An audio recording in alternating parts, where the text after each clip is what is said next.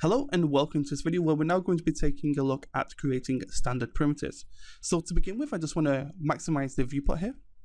It's going to make it much easier for you to see what's going on. So if we look to the far right hand side of the screen, then what you're going to see is we'll have this mode that says geometry. And if we scroll across, we have these different modes such as shapes, lights, and so on and so forth. For this particular case, we want to be under geometry. And then we have a drop down, and by default it should be set to standard primitives. We'll go through some of these different options as we move forward, and then below that we have a list of the standard primitives in which we can create. Now standard primitives are generally created within 2 to 3 different steps, and so the easiest way to demonstrate that is just to explain as I go along. So if I select the box, so if I left click the box there, what it's going to give us is this crosshair. Now if I left click and drag, it's going to allow us to create the base of the actual box itself. And then as soon as I let go and move the mouse up and down, then we can create the actual height. Now, if we look at some of these other shapes, such as the torus, then it's a similar creation process, but has a slightly different outcome. So in the torus, for instance, if I left click, it's going to create the actual torus as a whole. And then when I let go, it's going to allow us to create the actual width of the torus itself. And there are a few different primitives that are just like that. So you just bear that in mind. There's a different sort of creation process in some of the other ones, but it's basically just the same thing. You just left click to create the initial shape or the initial base. And then when you let go, you're then creating the rest of the shape here.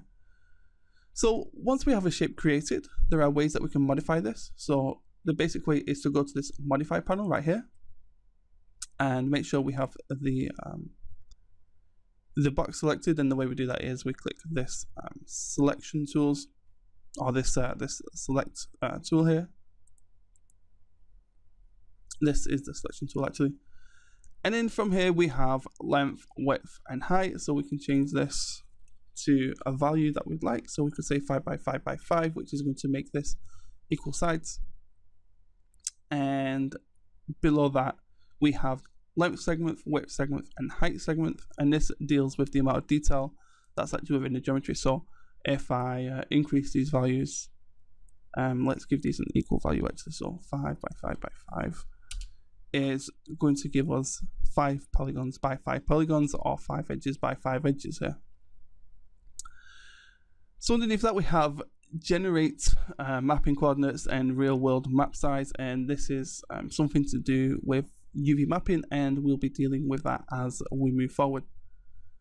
So that's the very basics of creating a primitive. Most of these shapes have the same values, however there are some different. So for instance, if we create a sphere and we look here, instead of having a length and width and so on and so forth, what we actually do have is just a radius.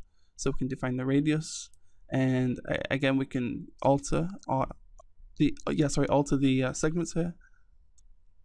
And the more detail there is in terms of these segments here, the more smooth your sphere is going to appear. Now some of these rollouts have various different options that you can deal with. So for instance, we have Hemisphere. So by default it's set to 0. If we change this to something like 0.5, then what we're going to get is half a sphere. Okay, we have things like slice on, which is just going to allow us to slice through the actual geometry itself. Again, we have those 2 mapping coordinates checkboxes, and we also have this one that says base to pivot. And if we click this, what it's going to do is going to move the geometry up to the actual base of this grid here. So this is helpful if you need something to be created on the grid itself. So let's have a look. If I create this box again, is there anything I've missed down here? Nope. Okay, so after that we also have this auto grid, and if we check this on, then you can see that when we move our mouse around, we're going to get this sort of move tool indicated on there. And what this means is that no matter what we create here, it's just going to always be on top of this grid. Okay, so if we create that sphere again and we have that base to pivot turned off, you can see that we're still creating within the grid itself, or on top of the grid. So I generally keep this off anyway. So we can delete those. And the last one that may have some options that are, nope, does the same. So the last thing I want to show you here is if we create any one of these shapes, and we see we'll have this row that says keyboard entry, and basically all this is going to allow you to do is to manually enter the values and then create this exact shape. So for instance, if we had 10 by 10 by 10, and we do the same here, like this, and then we click create, and we sort of go up here, there we can see it's just created the geometry itself for us. So that's just another way of creating geometry if you want to be more precise straight away.